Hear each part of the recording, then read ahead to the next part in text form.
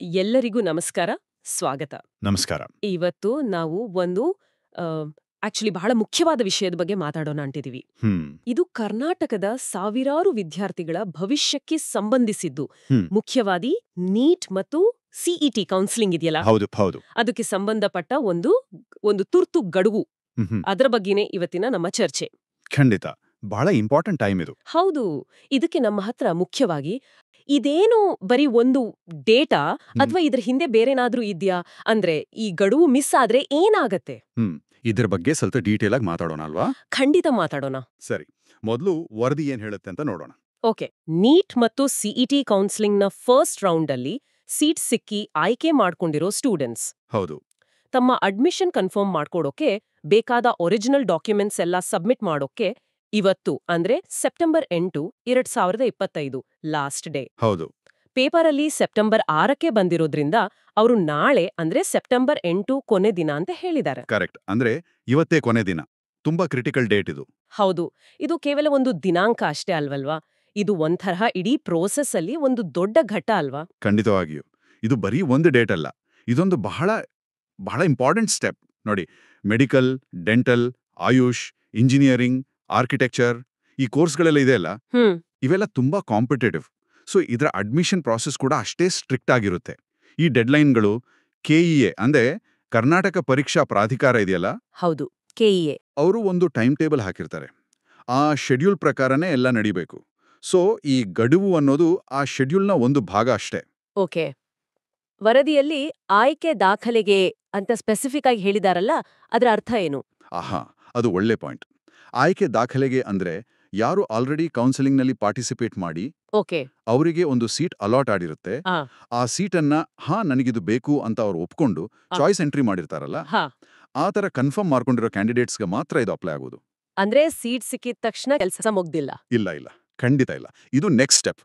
Seat ಆಯ್ಕೆ ಮಾಡ್ಕೊಂಡ ಮೇಲೆ ನಿಮ್ಮ ಒರಿಜಿನಲ್ ಡಾಕ್ಯುಮೆಂಟ್ಸ್ ಅಂದ್ರೆ marks cards, TC, study certificates, reservation ಇದ್ರೆ ಅದರ ಸರ್ಟಿಫಿಕೇಟ್ಸ್ ಎಲ್ಲವನ್ನು ತಗೊಂಡು ಹೋಗಿ ಯಾವ ಕಾಲೇಜ್ ಅಲಾಟ್ ಆಗಿದೆಯೋ ಆ ಕಾಲೇಜಲ್ಲಿ ಕೊಟ್ಟು ಫೀಸ್ ಕಟ್ಟಿ ಅಡ್ಮಿಷನ್ ಕಂಪ್ಲೀಟ್ ಮಾಡ್ಕೋಬೇಕು.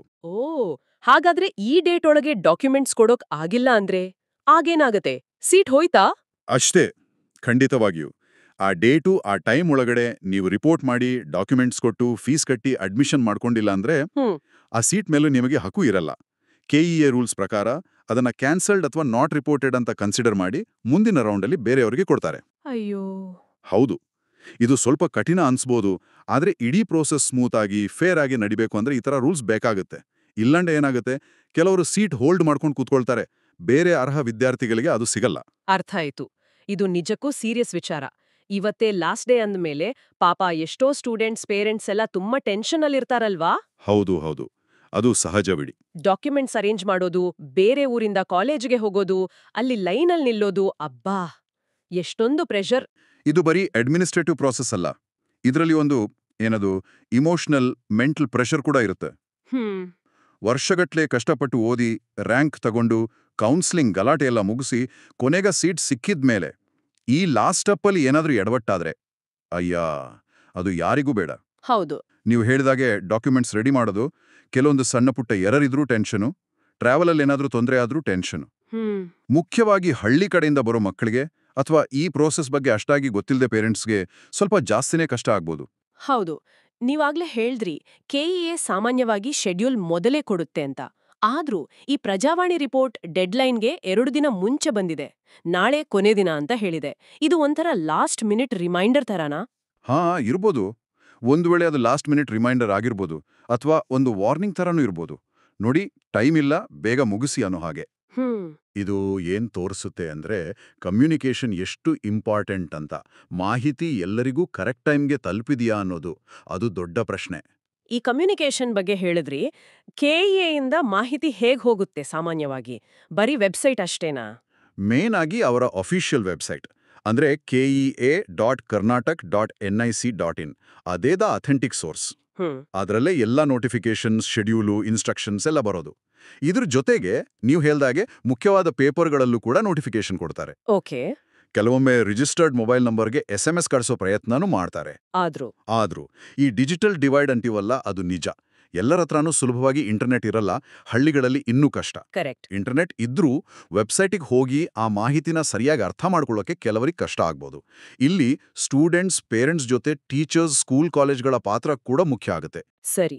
ಈ ಗಡುವು ಎಷ್ಟು ಮುಖ್ಯ ಅಂತ ಗೊತ್ತಾಯ್ತು. ಆದ್ರೆ ಈ ಟೈಮ್ ಪ್ರೆಷರ್ ಬಿಟ್ಟು ಬೇರೆ ಯಾವ ತರಹದ ಚಾಲೆಂಜ್ಗಳನ್ನ ಸ್ಟೂಡೆಂಟ್ಸ್ ಫೇಸ್ ಮಾಡ್ತಾರೆ ಈ ಹಂತದಲ್ಲಿ? ನರಿಯಾ ಇದಾವೆ. ಟೈಮ್ ಪ್ರೆಷರ್ ಒಂದಲ್ಲ, ಮುಖ್ಯವಾಗಿ ಡಾಕ್ಯುಮೆಂಟ್ಸ್ ರಿಲೇಟೆಡ್ ಪ್ರಾಬ್ಲಮ್ಸ್. ಉದಾಹರಣೆಗೆ ಹೇಳ್ತೀನಿ. ಒಂದು, ಒರಿಜಿನಲ್ ಡಾಕ್ಯುಮೆಂಟ್ಸ್. ಕೆಲವೊಮ್ಮೆ original marks card, TC., study certificate ಸರಿಯಾದ ಟೈಮ್ಗೆ ಕೈಗೆ ಸಿಕ್ಕಿರಲ್ಲ. ಇನ್ನೊಂದು, reservation certificates, caste, income certificates, rural, Kannada medium ಅಥವಾ ಕಲ್ಯಾಣ ಕರ್ನಾಟಕ ಸರ್ಟಿಫಿಕೇಟ್. ಇವೆಲ್ಲ ವ್ಯಾಲಿಡ್ ಆಗಿರಬೇಕು, ಕರೆಕ್ಟ್ ಫಾರ್ಮ್ಯಾಟಲ್ಲಿ ಇರಬೇಕು. ಹೌದು.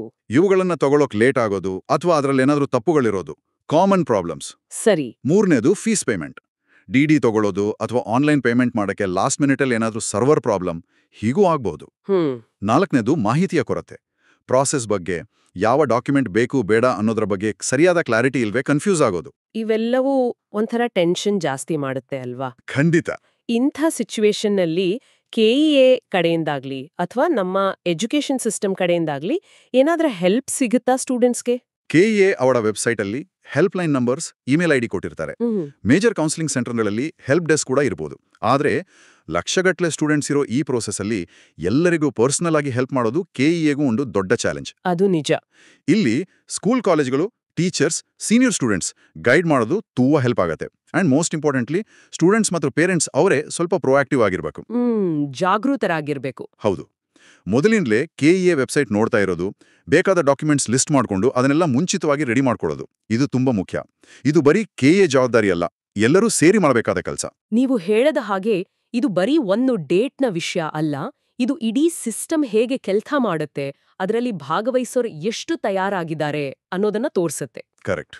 ಈಗ ಈ ಡೆಡ್ಲೈನ್ ಸೆಪ್ಟೆಂಬರ್ 8 ಮುಗಿದ ಮೇಲೆ ಏನಾಗುತ್ತೆ? ಒಂದು ವೇಳೆ ಕೆಲವರು ಡಾಕ್ಯುಮೆಂಟ್ಸ್ ಕೊಡೋಕ್ಕಾಗಿಲ್ಲ, ಸೀಟ್ ಖಾಲಿ ಉಳೀತು ಅಂದ್ರೆ? ಅದು ಮುಂದಿನ ಸ್ಟೆಪ್ಸ್ ಮೇಲೆ ಡೈರೆಕ್ಟ್ ಎಫೆಕ್ಟ್ ಮಾಡುತ್ತೆ. ಹೇಗೆ?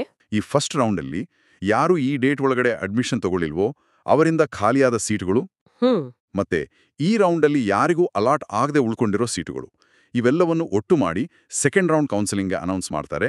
ಹೊಸ ಸೀಟ್ ಮ್ಯಾಟ್ರಿಕ್ಸ್ ಅಲ್ಲಿ ಸೇರಿಸ್ತಾರೆ.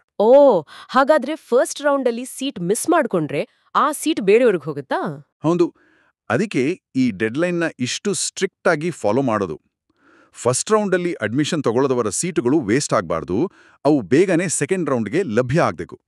ಆಗ ಫಸ್ಟ್ ರೌಂಡಲ್ಲಿ ಸೀಟ್ ಸಿಗದವರಿಗೆ ಅಥವಾ ಸಿಕ್ಕ ಸೀಟ್ ಇಷ್ಟ ಆಗದೆ ಬೆಟರ್ ಆಪ್ಷನ್ಗೆ ಕಾಯ್ತಾ ಇರೋರಿಗೆ ಅವರಿಗೆ ಸೆಕೆಂಡ್ ರೌಂಡಲ್ಲಿ ಚಾನ್ಸ್ ಸಿಗುತ್ತೆ. ಇದೊಂದು ಚೈನ್ ರಿಯಾಕ್ಷನ್ ತರ.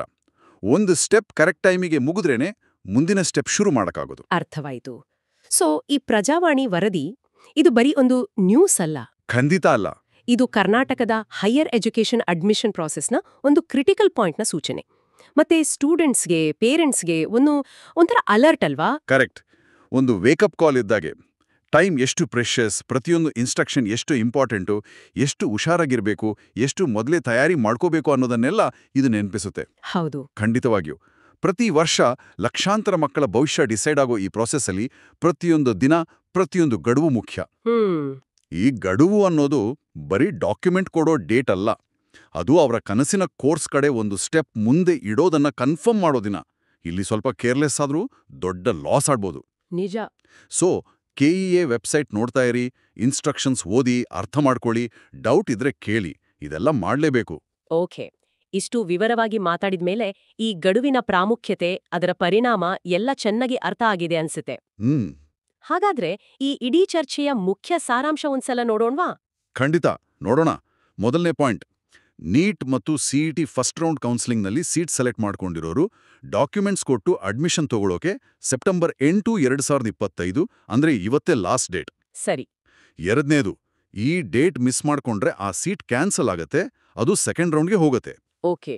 ಮೂರನೇದು, ಈ ಪ್ರೋಸೆಸ್ಸಲ್ಲಿ ಟೈಮ್ ಮ್ಯಾನೇಜ್ಮೆಂಟ್, ಡಾಕ್ಯುಮೆಂಟ್ಸ್ ಕರೆಕ್ಟಾಗಿ ಇಟ್ಕೊಳ್ಳೋದು ಮತ್ತೆ ಕೆಇಎ ಕೊಡೋ ಇನ್ಸ್ಟ್ರಕ್ಷನ್ಸ್ನ ಕರೆಕ್ಟಾಗಿ ಫಾಲೋ ಮಾಡೋದು ತುಂಬಾ ಇಂಪಾರ್ಟೆಂಟ್. ಹೌದು.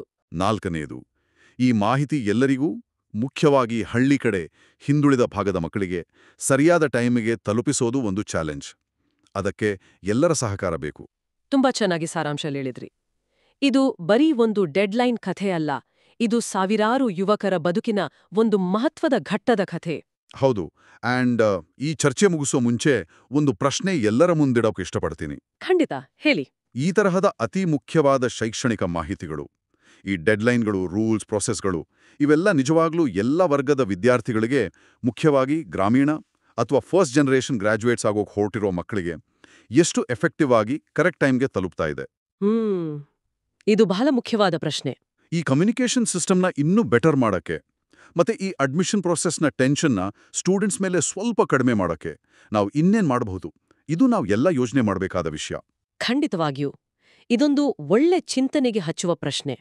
ಇವತ್ತಿನ ಚರ್ಚೆಯಲ್ಲಿ ಭಾಗವಹಿಸಿದ್ದಕ್ಕೆ ತುಂಬಾ ಧನ್ಯವಾದಗಳು. ಧನ್ಯವಾದಗಳು.